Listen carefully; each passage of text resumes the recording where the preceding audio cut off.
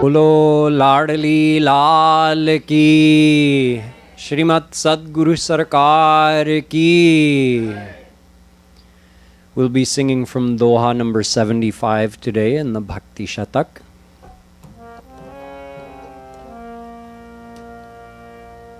जय राधे कृष्ण राधे राधे राधे कृष्ण राधे।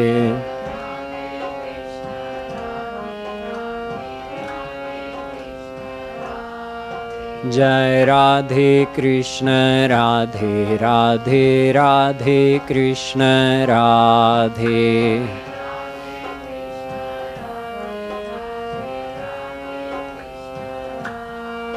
जय राधे कृष्ण राधे राधे राधे कृष्ण राधे।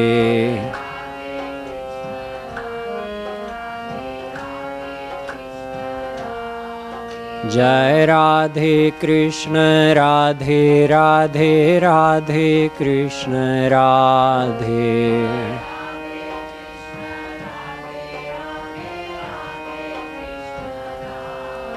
जय राधे कृष्ण राधे राधे राधे कृष्ण राधे।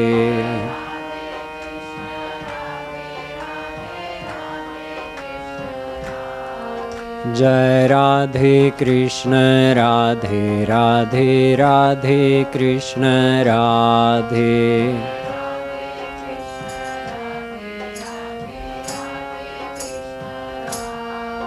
जय राधे कृष्ण राधे राधे राधे कृष्ण राधे।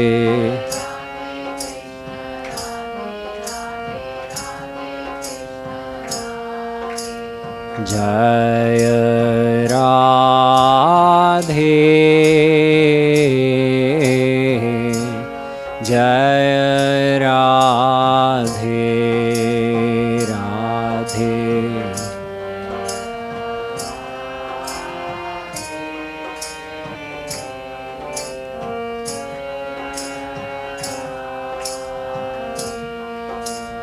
राधे जय राधे जय राधे।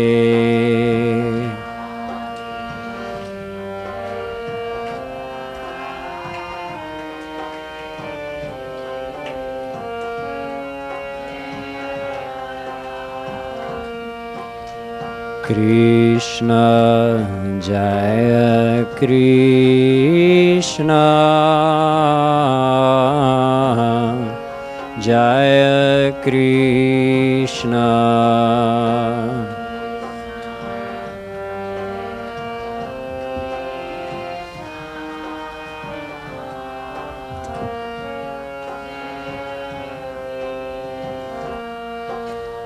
कृष्ण जय कृष्ण जय कृष्ण।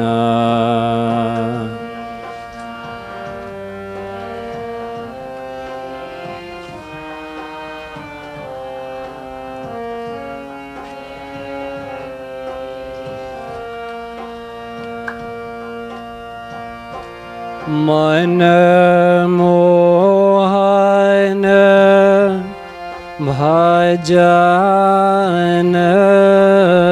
कर। मन मन मोहन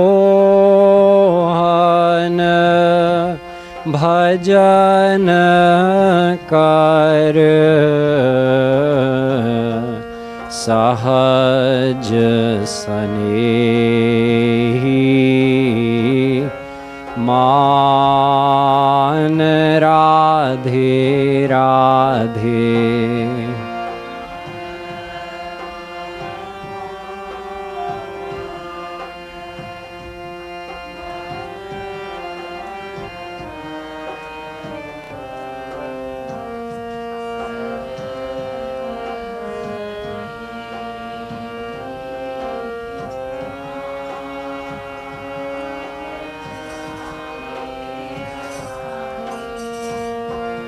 मन मन मोहन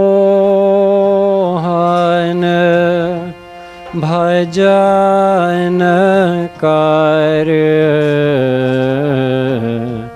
सजन सनेही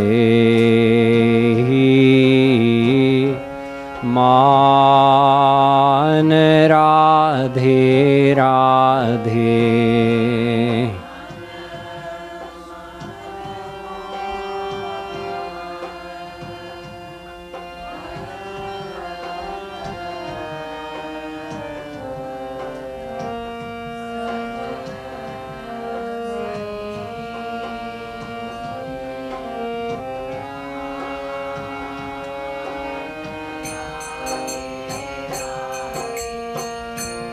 बिनु ही बुलाए आई हैं जग विराग अरु ज्ञान राधे राधे।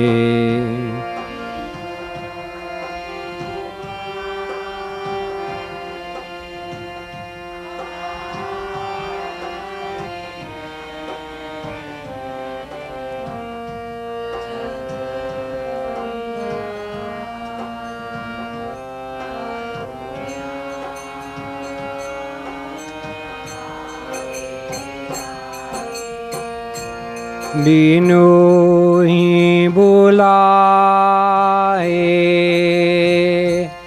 आई हैं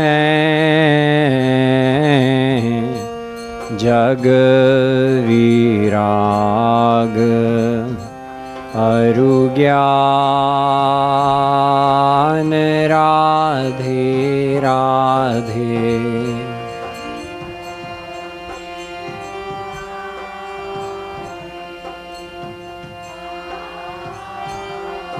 आई हैं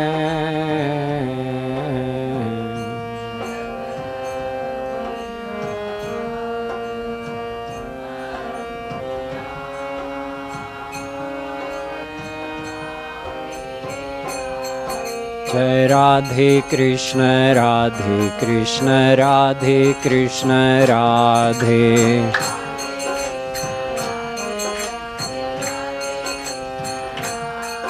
जय राधे कृष्ण राधे राधे राधे कृष्ण राधे।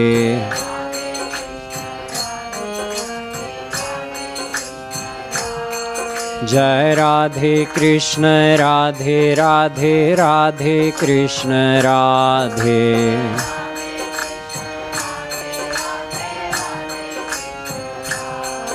जय राधे कृष्ण राधे राधे राधे कृष्ण राधे।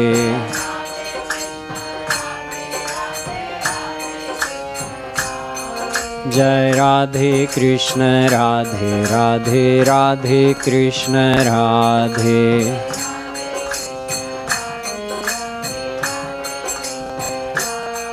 जय Radhe Krishna Radhe Radhe Radhe Krishna Radhe.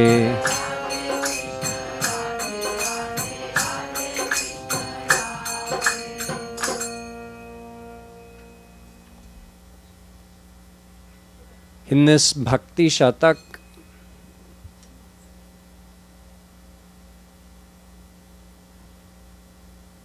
Shri Kripaluji Maharaj is describing in many beautiful dohas the greatness of the path of bhakti. This doha tells us something amazing about bhakti. A lot of people think that, meaning people who don't really understand what bhakti is, they think that bhakti is just attachment of the mind, which is considered in a spiritual sense. People think, oh no, attachment is bad. And bhakti is just attachment. It's like a weakness of the mind. On the path of Gyan, on the path of Yoga, we detach our mind from the world using our force of will. We keep our mind out of worldly things. The path of bhakti, oh, you just love Krishna. So it's just attachment of the mind. They think it's not a great thing. So here, Shri Kripaluji Maharaj is explaining that that attachment to Shri Krishna is very powerful. Namaya veshitadhyam. In the Bhagavatam, Shri Krishna says, the one who attaches their mind to me, all of their worldly desires get burnt forever. Like a seed that you put in the oven. Before you roast it, the seed has the power to germinate. But once it's been roasted, that power is finished forever. The seed of Mayic desires that lies in our heart gets roasted by our love for Shri Krishna. Love for God is no small thing. It's the most powerful thing. It is deceptive because sometimes people think when something is simple to explain or easy in terms of practice, that maybe it's not as powerful. But just because attaching your mind to Shri Krishna is a very simple thing to practice, doesn't mean that it's not powerful. In fact, it's the most powerful. So Shri Maharaj Ji here says, Man Mohan. Man Mohan means Shri Krishna, the stealer of hearts.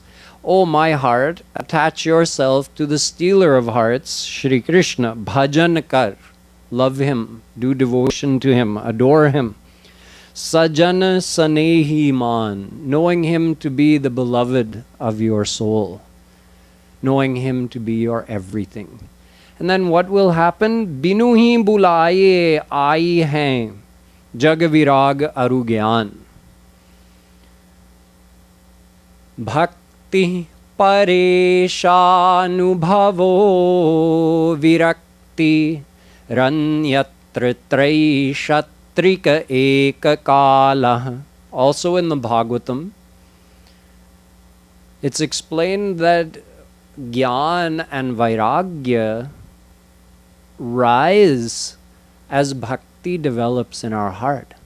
So just like I was explaining that the seed of Mayic desires is burnt by our love to Shri Krishna, in this shlok, Vedavyasji is explaining that Gyan, which means knowledge, true spiritual knowledge, like knowledge of Vedas, knowledge of Gita, knowledge of Vedant, not theoretical knowledge, but practical, experiential knowledge, true wisdom, what we call not just Gyan, but Vigyan.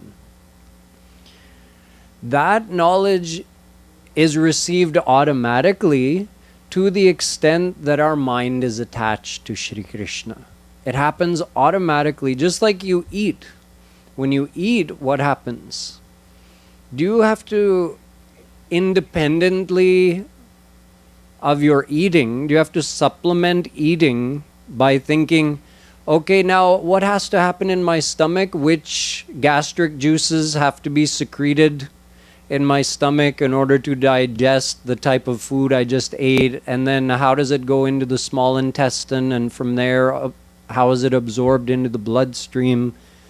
And then from there, how does it actually become blood or muscle or bone marrow, etc.? You don't have to think about all of that. You just eat and it happens automatically. And through that, every cell of your body is nourished and strengthened just by eating. Similarly, you don't have to supplement the practice of bhakti with any other path or practice. All you have to do is lovingly attach your mind to Shri Krishna, and the experiences that come through the path of bhakti, experiences meaning your experience of your love for Shri Krishna, of his closeness, your experiences in Rup Dhyan. Through that you gain actual knowledge, practical gyan, and automatically you get virakti as well. Virakti means detachment from the world. So you see, those who think that, oh, okay, bhakti is fine, you're attaching your mind to Krishna, okay. Well, it's not just a casual thing. By attaching your mind to Shri Krishna, you gain true spiritual knowledge, and your mind gradually detaches itself from the world. So these two great things, which are held in such high esteem by spiritually minded people, knowledge and detachment, they develop automatically by practicing bhakti. To whatever extent our mind is attached to Shri Krishna, to the same extent Gyan and Vairagya develop in the mind. So I'll briefly explain in Hindi as well. यहाँ बताया गया है कि भगवान में आसक्ति होना छोटी चीज़ नहीं है, बहुत बड़ी चीज़ है. कुछ भोले लोग समझते हैं कि हाँ, भक्ति तो आसक्ति है और भगवान के मार्ग में आसक्ति छोड़नी है, विरक्ति और ज्ञान चाहिए. भक्ति तो अटैचमेंट है, कुछ भोले लोग ऐसे कहते हैं. यहाँ कृपालु जी महाराज समझा रहे हैं कि नहीं नहीं, संसारी आसक्ति दुख का मूल है, लेकिन भगवान में आसक्ति होना, उससे तो सारी प्रॉब्लम्स चली जाती हैं. केवल भगवान में आसक्ति होने से ज्ञान और वैराग्य अपने आप पैदा होते हैं. क्योंकि जितनी आसक्ति होती है भगवान में, उतनी अंतःकरण शुद्धि होगी और अपने आप अनुभव हो जाएगा कि भगवान हैं, हमारे साथ हैं, उनको देख सकता हूँ, उनसे बात कर सकता हूँ. ये महसूस होता है रूप ध्यान में जब हम साधना करते हैं, तो उससे सचमुच ज्ञान होता है. क्योंकि फिर हम मानते हैं. पहले ज्ञान तो शाब्दिक ज्ञान होता है, मतलब हमने सुना है, हमने जान लिया है कि भगवान हैं, सर्वव्यापक हैं, हमेशा हमारे साथ हैं, हमारे सर्वस्व हैं. हमने सुन लिया, पढ़ लिया, जान लिया, लेकिन माना नहीं. लेकिन अब जब हम साधना करते हैं और ये महसूस होता है, तब हम मानते हैं कि हाँ, सचमुच ऐसा है. मैंने इसका अनुभव किया है, इसकी अनुभूति हो गई है.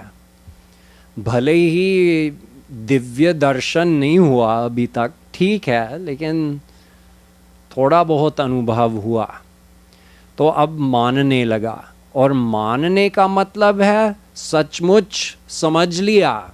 ये जो तत्व ज्ञान है वेदों में, शास्त्रों में, उसमें क्या लिखा है, वही 2-3 बात बार बार अलग अलग रूपों में बताए गए हैं कि भगवान तुम्हारे हैं.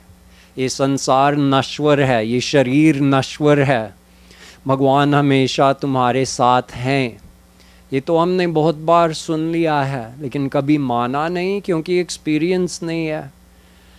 तो जितना अटैचमेंट होगा भगवान में, उतना ऑटोमेटिकली ज्ञान हो जाएगा.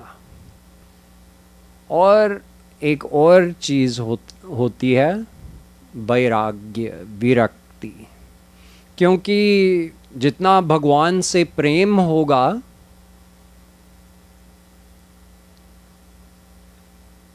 उतना आनंद मिलने लगेगा.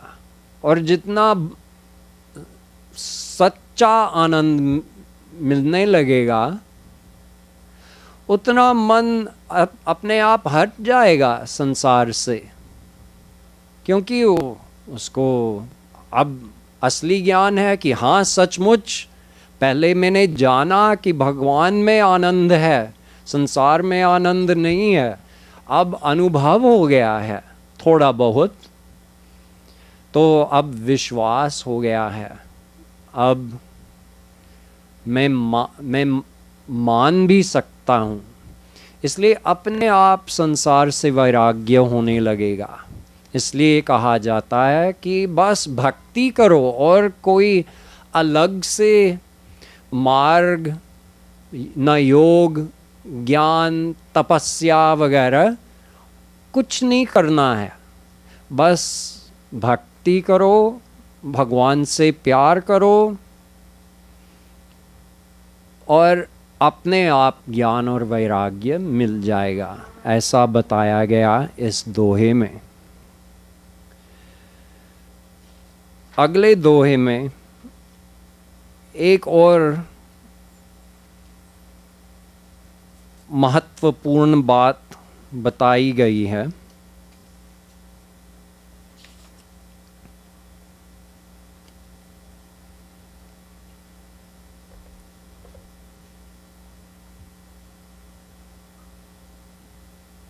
हमारा मन प्राकृत है, मायिक है,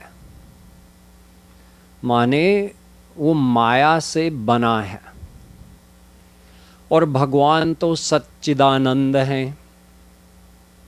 चिदानंदमय देह तुम्हारी, विगत विकार जान अधिकारी। केवल अधिकारी भगवान को देख सकता है, सोच सकता है, इंद्रियों से ग्रहण सकता है। केवल अधिकारी ऐसा कर सकता है। और अधिकारी कौन है? जिसके पास दिव्य इंद्रियां हैं, जिसकी भगवत प्राप्ति हो गई है। तो ज्ञानी भी जो ज्ञान मार्ग पर चल रहा है, वो निराकार ब्रह्म का ध्यान करता है। किससे? अपने प्राकृत मन से ना। और हम भी जो भक्ति करते हैं, हम साकार ब्रह्म का ध्यान करते हैं, राम कृष्ण, उनका ध्यान हम करते हैं। तो जैसे निराकार ब्रह्म सच्चिदानंद हैं, वैसे ही तमेकम गोविंदम सच्चिदानंद विग्रहम, वेद बताता है कि श्री कृष्ण का शरीर भी सच्चिदानंद है। तो न ज्ञानी अपने ब्रह्म का ध्यान कर सकता है अपने प्राकृत मन से, और न भक्त अपने भगवान का ध्यान कर सकता है अपने प्राकृत मन से, क्योंकि भगवान का शरीर तो दिव्य है और हमारा मन मायिक है। तो उस मायिक मन में भगवान का दिव्य रूप कैसे बनाया जा सकता है? असंभव है। मान लो कि दोनों का मन 100% शुद्ध हो गया, ज्ञानी भी, ज्ञानी का भी, भक्त का भी। ज्ञानी अपनी समाधि से, मतलब वो निराकार ब्रह्म के ध्यान करने से वो समाधि में चले जाते हैं। उसमें रहकर धीरे धीरे धीरे धीरे मन शुद्ध हो जाता है। बहुत जन्म लगते हैं उसमें, लेकिन पहुंच सकते हैं वहाँ तक कि पूर्ण अंतःकरण शुद्धि हो गई। और भक्त उससे ज़्यादा जल्दी कर सकते हैं, लेकिन लक्ष्य तो वही है, अंतःकरण की पूर्णतया शुद्धि। तो भक्त ने अपने साकार ब्रह्म राम कृष्ण के ध्यान करने से अपने अंतःकरण को शुद्ध किया। वो भी 100% शुद्ध हो गया, ठीक है। तो क्या शुद्ध मायिक मन में भगवान का ध्यान बनाया जा सकता है, भगवान का रूप बनाया जा सकता है? नहीं। न मलिन मन में संभव है, न शुद्ध मन में संभव है, न निर्मल मन में संभव है, क्योंकि अशुद्ध मन मायक भी है, शुद्ध मन भी मायक है, दोनों मायक हैं। तो शुद्धि या अशुद्धि से कोई मतलब नहीं है। लेकिन एक अंतर है ज्ञानी और भक्त में, वह यह है कि ज्ञानी को भगवान की कृपा नहीं मिलती, क्योंकि जैसे मैंने पहले बताया है, निराकार ब्रह्म कृपा नहीं करते, कुछ नहीं करते, न सुनते, न देखते, न सोचते, न इच्छा करते, न करते, कुछ नहीं करते, तो कृपा भी नहीं करते। साकार ब्रह्म सब कुछ करते हैं, सुनते हैं, देखते हैं, कृपा करते हैं, सृष्टि करते हैं, कर्म फल देते हैं, सब कुछ साकार ब्रह्म करते हैं। तो ज्ञानी जब समाधि में हैं, जब ध्यान कर रहे हैं, उनको कृपा नहीं मिल रही है, भले ही वो ब्रह्म का ध्यान कर रहे हैं, लेकिन फिर भी कृपा नहीं मिल रही है, क्योंकि उनका निराकार ब्रह्म कुछ नहीं करता।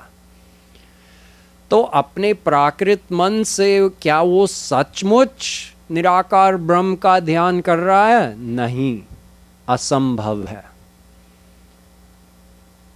न साधक वाले ज्ञानी और न सिद्ध वाले ज्ञानी जिसने पूर्ण अंतःकरण शुद्धि की है।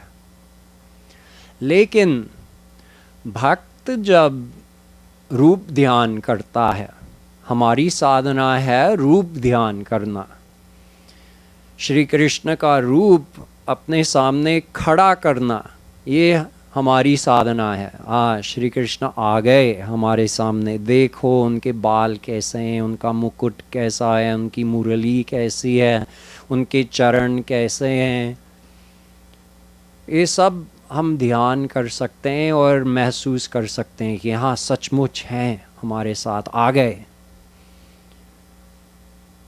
जब हम ये करते हैं तो हमको कृपा मिलती है, क्योंकि ये साकार ब्रह्म है और ये तो कृपा करने पर तुले हैं उनको बस कोई भी एक्सक्यूज चाहिए, कोई भी बहाना उनको चाहिए। देखो पूतना आई उनके पास मारने के लिए, फिर भी उन्होंने बहाना ढूंढा कि हाँ ये तो मेरी माँ हो गई, क्योंकि मैंने इनका दूध पी लिया। तो कोई ना कोई बहाना ढूंढ लेते हैं और उस के आधार से कृपा करते हैं। तो हम लोग तो रूप ध्यान करते हैं। यदि कोई कहता है कि लेकिन ये असली रूप ध्यान नहीं है, तुम्हारा मन प्राकृत है, भगवान की कृपा कैसे मिलेगी तुमको प्राकृत मन से रूप ध्यान करने से? नहीं नहीं, श्री कृष्ण कहते हैं मैं मानता हूँ, मुझे बहाना मिल गया। अब तुमने कोशिश की है, तुमने चेष्टा की है, बस उतना ही चाहिए मुझे। तुमने चेष्टा किया, मैंने कृपा किया। तो हमको कृपा मिलती है जब हम रूप ध्यान करते हैं। इसलिए हमारा बनाया हुआ रूप पूरा प्राकृत नहीं है। जितनी श्रद्धा है, जितना अटैचमेंट है भगवान में, उतनी कृपा मिलती है। और कृपा जो है वो स्वरूप शक्ति है, दोनों एक ही हैं। कभी कभी हम कृपा शक्ति कहते हैं, कभी कभी हम स्वरूप शक्ति कहते हैं। तो ये स्वरूप शक्ति दिव्य शक्ति है। भगवान की अंतरंगा शक्ति है, पर्सनल पावर, वो समा जाती है हमारे अंतःकरण में धीरे धीरे। जितना रूप ध्यान हमने किया है, उतनी कृपा मिली है, उतनी स्वरूप शक्ति समा जाती है हमारे रूप ध्यान में। तो वो परसेंटेजेस में होता जाता है, 10% समा गई, 20% समा गई, 50% समा गई। तो जितनी स्वरूप शक्ति समा गई हमारे अंतःकरण में, उतना असली रूप ध्यान हम करते हैं उनकी कृपा से। तो वो केवल कल्पना नहीं है, सचमुच श्री कृष्ण हैं हमारे रूप ध्यान में। ये अंतर है ज्ञानी और भक्त में। इसलिए कृपालु जी महाराज कह रहे हैं कि प्राकृत मन ते होत है ज्ञान इन प्राकृत ध्यान, कि ज्ञानी का ध्यान तो पूर्णतया प्राकृत है, लेकिन भक्त मन हरि कृपा ते होत दिव्य सचमान। जब हमारा मन 100% भगवान से शरणागत हो जाता, उसका मतलब क्या हुआ कि 100% अटैचमेंट हुआ, और उसका मतलब है कि 100% स्वरूप शक्ति समा गई। तो हमारा मन माइक नहीं रहा, वो दिव्य हो गया है। दिव्यम ददामि ते चक्षुः ददामि बुद्धि योगम तम। श्री कृष्ण कहते हैं गीता में कि मैं दिव्य दृष्टि भी देता हूँ, दिव्य मन बुद्धि भी दे देता हूँ। कैसे? उस स्वरूप शक्ति से। वो जो प्राकृत पदार्थ है, जो हमारा मन है, वो सूक्ष्म है, लेकिन फिर भी प्राकृत पदार्थ तो है, पंचमहाभूत का है। उसका नेचर एकदम चेंज हो गया। जैसे आपने पारस लिया, ओके, पहले आपने कुछ फेरम लिया है, लोहा, लेकिन वो लोहा एकदम रस्टेड है, बहुत गंदा है। आपने उसको प्यूरिफाई किया है, उसको स्टेनलेस स्टील बना दिया है, लेकिन तभी भी लोहा है ना। उसका जो नेचर है वो तो बदला नहीं। वो पहले भी फेरम था, अभी भी फेरम है, लेकिन आपने तो ये किया है कि जितना मलिनता था उसमें, उसको निकाल दिया, प्यूरिफाई कर दिया उसको। तो वो रस्टेड फेरम था, आपने उसको स्टेनलेस स्टील बना दिया, लेकिन अभी भी फेरम है। लेकिन अब आपने पारस मणि उसमें छुआ दिया, अब वो सोना बन गया। तो ज्ञानी अपने मन को प्यूरिफाई कर सकता है, शुद्ध कर सकता है, उसको रस्टेड फेरम से स्टेनलेस स्टील बना सकता है। लेकिन भक्त जो है वो उस फेरम को सोना बना देता है। वो नहीं बनाता है, भगवान बना देते हैं अपनी स्वरूप शक्ति से। तो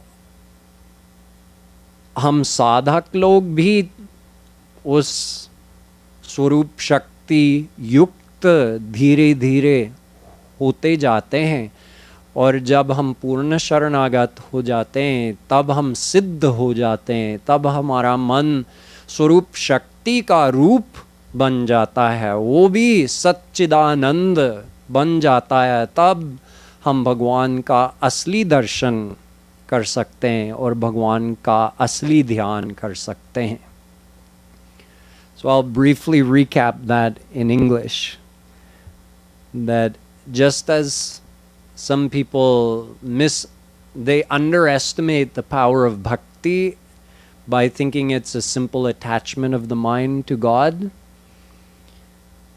but as we learned in the previous doha, that attachment to God is so great that it automatically develops true spiritual knowledge and mental detachment from the world, just by attaching our mind to God. In this doha, Shri Kripaluji Maharaj has explained that even the meditation of the one who does bhakti, the one who meditates on the personal form of God, is not purely mayic. Although the mind is mayic, our mind is made of maya, both the mind of the bhakt, the one who is devoted to the personal form of God, and the mind of the jnani, the one who is worshipping God's impersonal form. But the difference is that since Nirakar Brahm, formless God, doesn't grace, doesn't do anything, so the jnani, whether the jnani's heart is partially pure or even when it reaches the state of full purity, he is never truly meditating on formless God, because God is divine and our mind is material. But in the case of the devotee, since our mind, although our mind is mayic, but since we're meditating on the personal form of God, we're meditating on Shri Krishna and He graces us.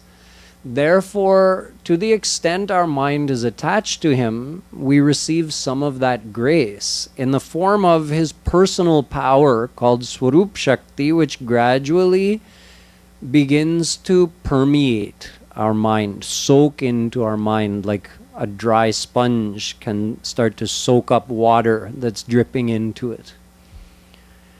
So on the basis of that Swarup Shakti, we're actually able to visualize Shri Krishna, meaning it's not a pure imagination when we visualize Him in our Rup Dhyan.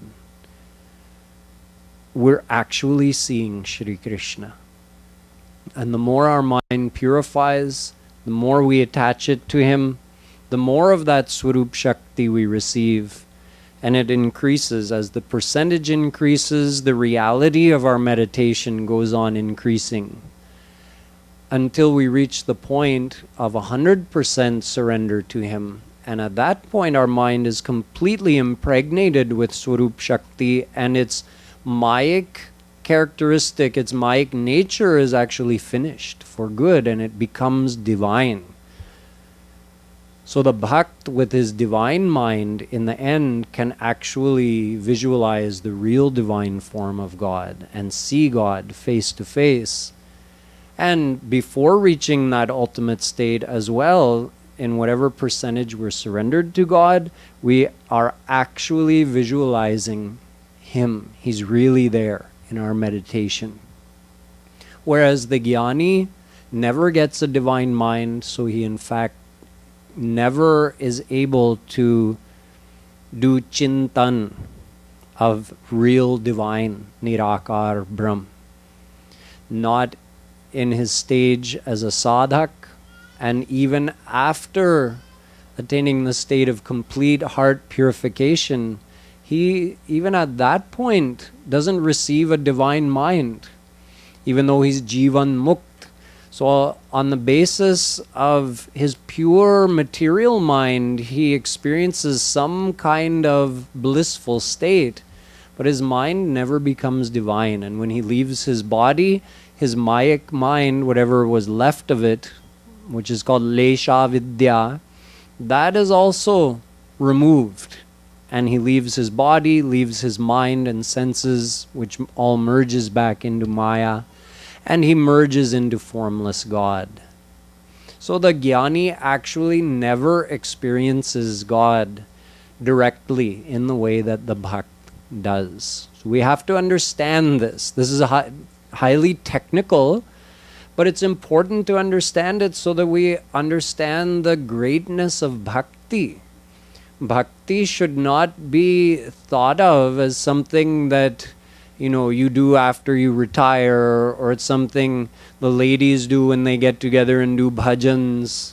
Some people have this ignorant view of the path of bhakti. No, bhakti is supreme. It's the most powerful way of joining your mind with God and thus purifying your mind. So that's why Kripaluji Maharaj covers all of these points in these beautifully written and important dohas. Jai Radhe Krishna Radhe Radhe Radhe Krishna Radhe.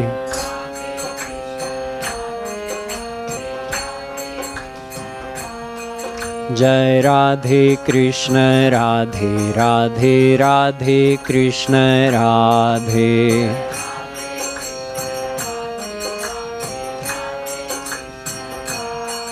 Jai Radhe Krishna Radhe Radhe Radhe Krishna Radhe.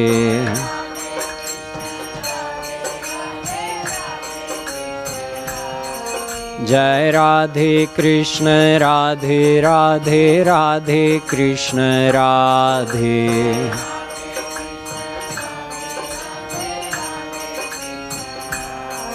Jai Radhe Krishna Radhe Radhe Radhe Krishna Radhe.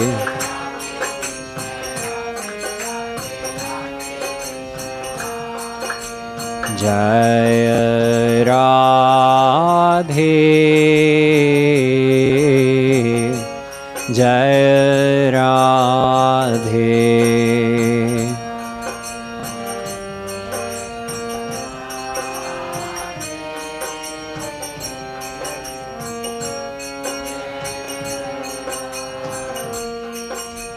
Krishna Jaya Krishna Jaya Krishna.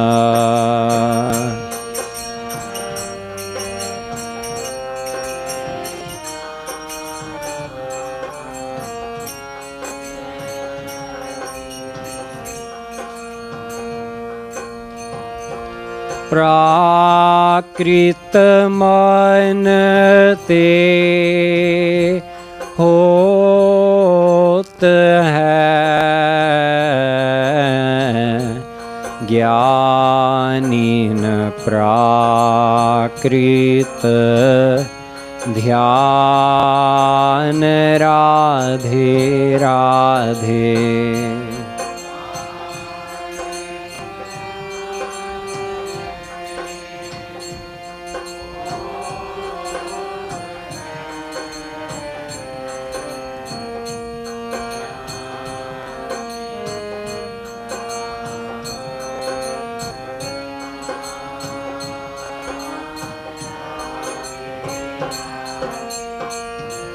भक्तन मन हरि कृपाते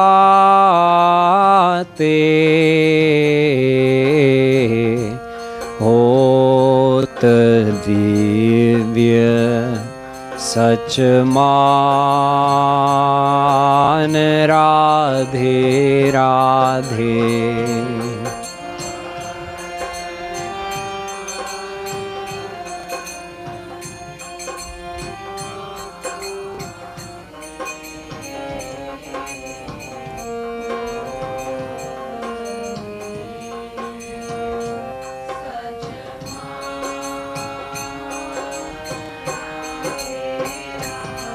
जय राधे कृष्ण राधे राधे राधे कृष्ण राधे.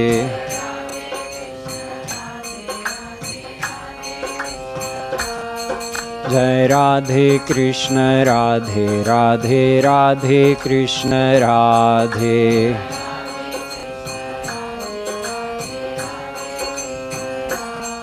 जय राधे कृष्ण राधे राधे राधे कृष्ण राधे.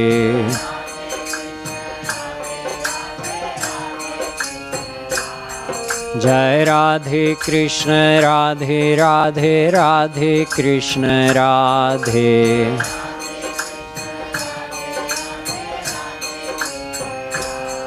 जय Radhe Krishna Radhe Radhe Radhe Krishna Radhe.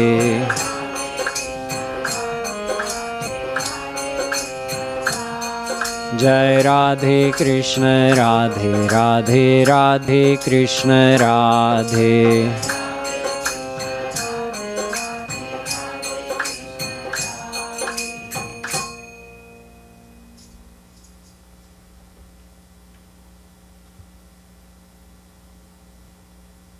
In the next doha, Shri Kripaluji Maharaj again explains about the power of bhakti. Some people make the argument that, you see, we have this panchkosh, we have triguna, trikarma, tridosh. These are different types of bondage on the soul. Panchkosh are 5 layers, prakrit, mayic layers, covering the soul. Like sheaths, you can say. Each one is increasingly subtle. The first one is the least subtle. It's called Annamaya Kosh. That's our physical body. We have 5 layers. So becoming more and more subtle, you have Pranamaya Kosh, Manomaya Kosh, Vijnanamaya Kosh, and Anandamaya Kosh. These 5 layers that include our subtle senses, our pran, our mind. These are all the layers of bondage covering a soul. In certain scriptures, it's described that these 5 layers of material bondage, called panchakosh, they have to be burnt. Then the soul can be liberated from its trikarma, triguna, tridosh. You have to burn these 5 layers. And how is it burnt? By practicing yoga. You practice yoga, and there's one agni. It's called yoga agni. A fire that burns at the higher levels of yoga. When a yogi has progressed to the higher levels of his practice, that fire gradually, one by one, burns these kosh, eliminates these mayic sheaths which bind the soul. So some people fear that if I don't do yoga, or if I don't follow the path of Gyan, how will I eliminate these 5 sheaths, this panchakosh? Kripaluji Maharaj says not to worry.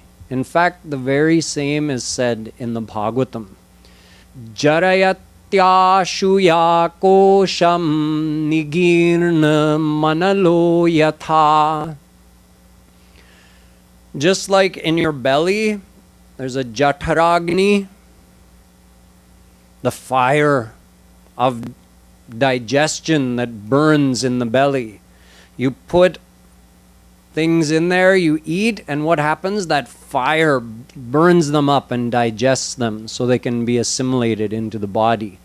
In the same way, there is a virahagni. There's a fire of separation for Shri Krishna.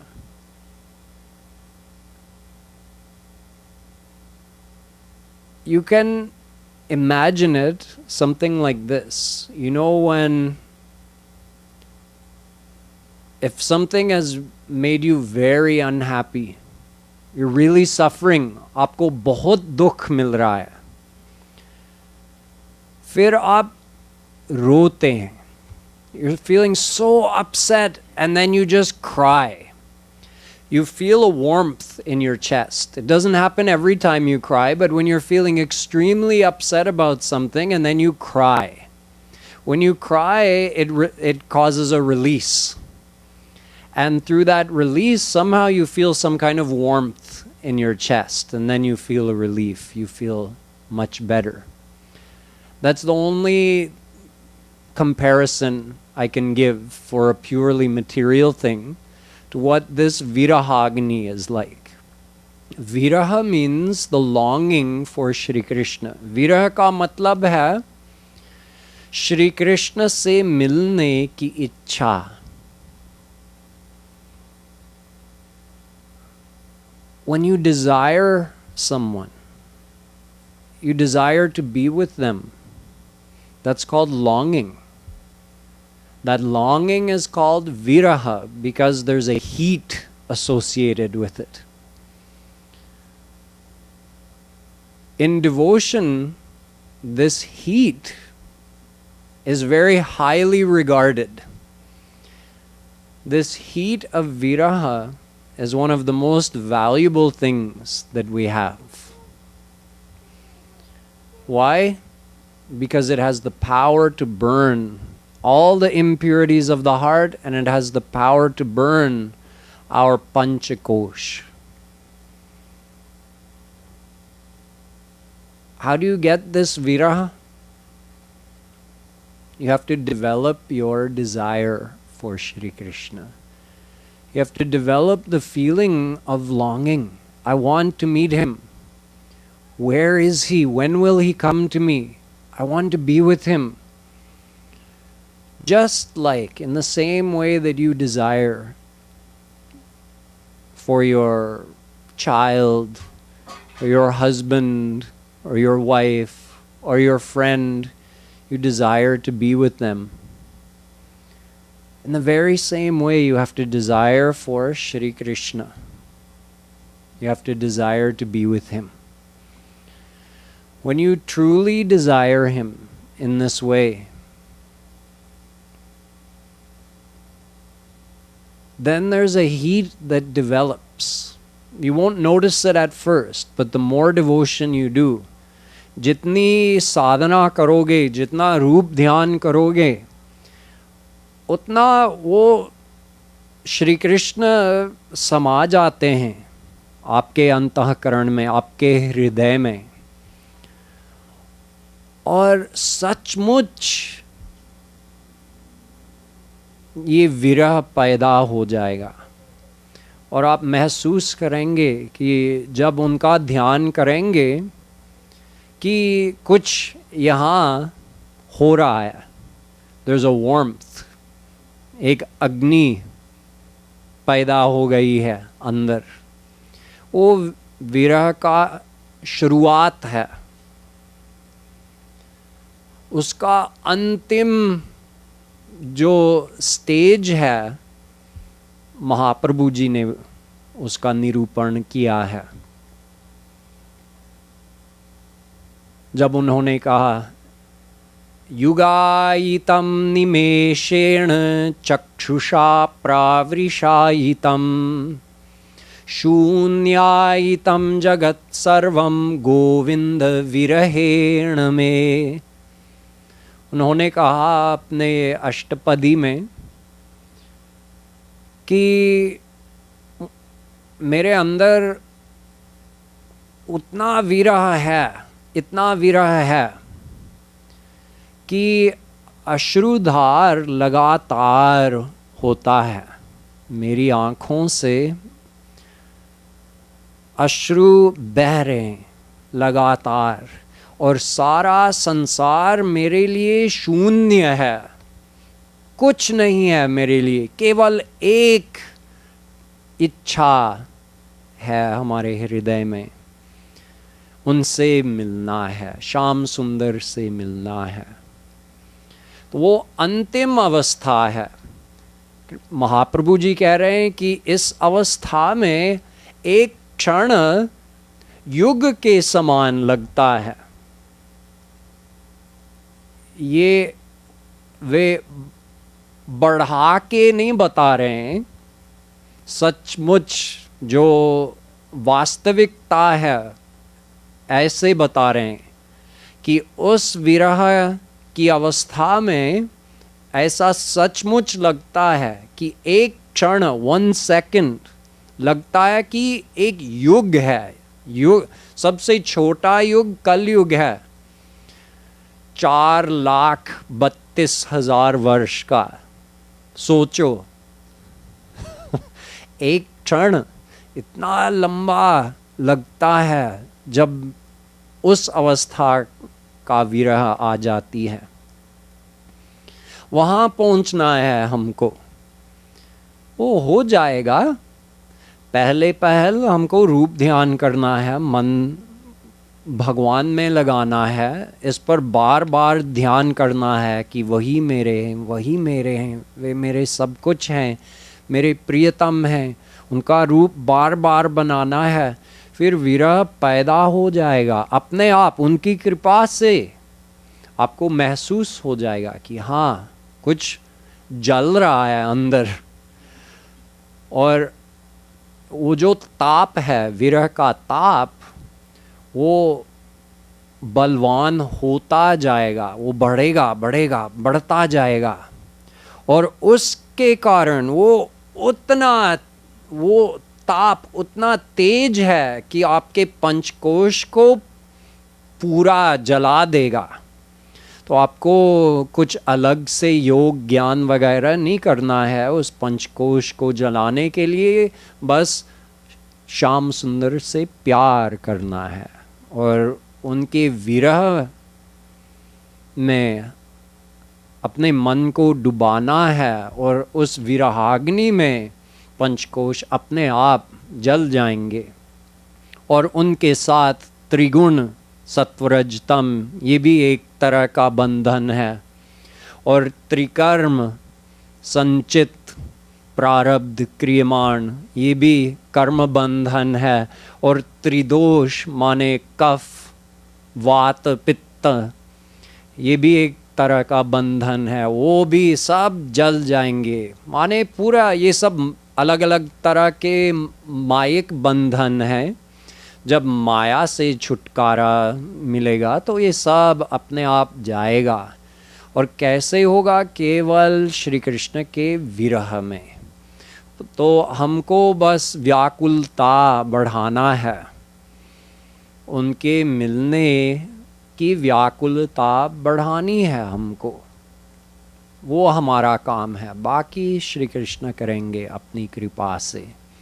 So if we keep increasing our longing for Shri Krishna, that viraha will grow in our heart with His grace.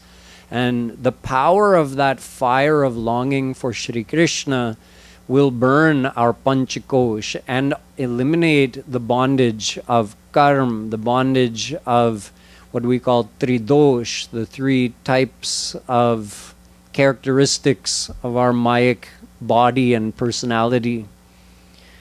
And triguna, the three qualities of Maya. All the types of Mayic bondage are burnt by this viraha, this intense longing for Shri Krishna, which starts off as a feeling of heat in the heart, but reaches such an intensity that it makes even a moment without Shri Krishna feel like an age, feel like hundreds of thousands of years.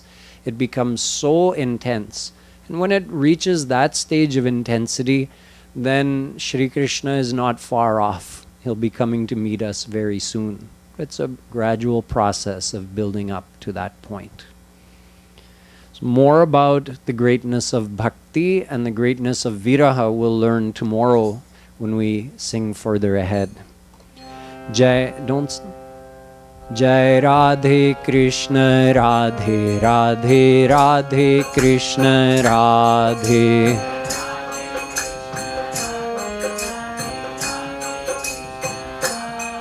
Jai Radhe Krishna Radhe Radhe Radhe Krishna Radhe.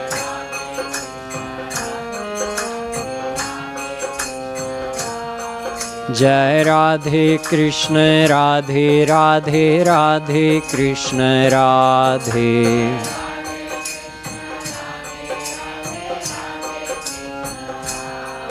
Jai Radhe Krishna Radhe Radhe Radhe Krishna Radhe.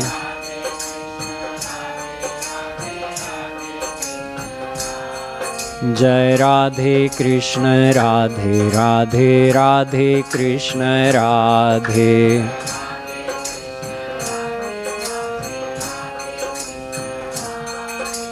Jai Radhe, Jai Radhe, Radhe, Jai Radhe.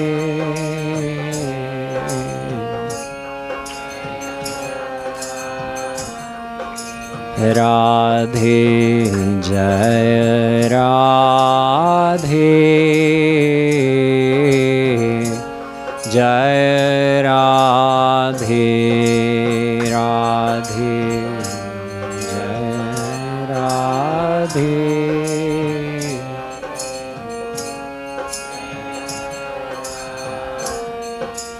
Krishna जय कृष्ण जय कृष्ण कृष्ण जय कृष्ण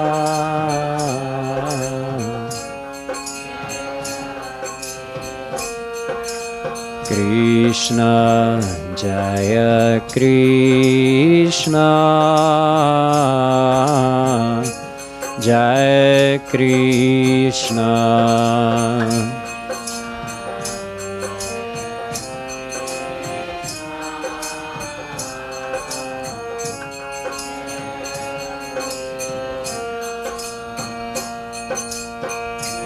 हरि विरही विरहागते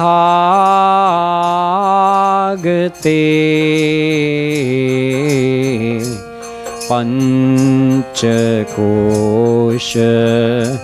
जरि जाय राधे राधे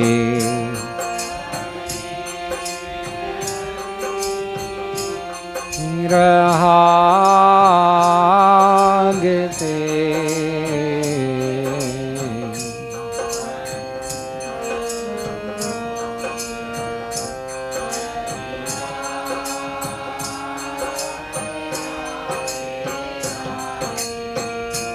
त्रिगुण त्रिकर्म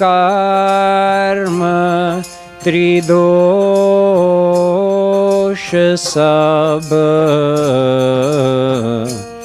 आपु ही जाय नसाय राधे राधे त्रिकर्म त्रिदोष सब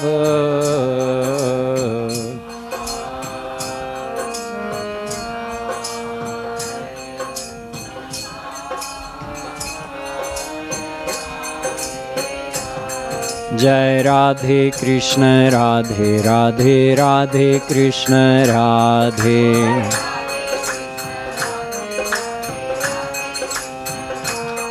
जय राधे कृष्ण राधे राधे राधे कृष्ण राधे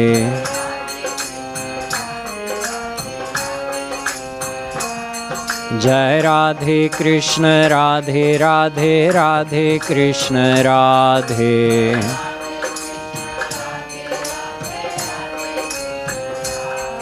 जय राधे कृष्ण राधे राधे राधे कृष्ण राधे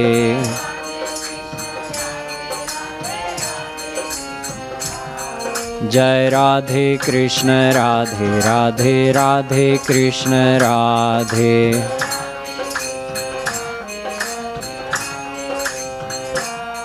जय राधे कृष्ण राधे राधे राधे कृष्ण राधे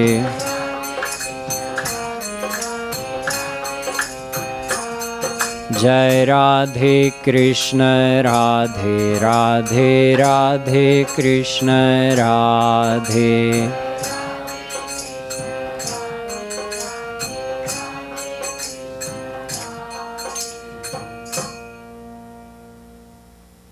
बोलो लाडली लाल की श्रीमद् सद्गुरु सरकार की।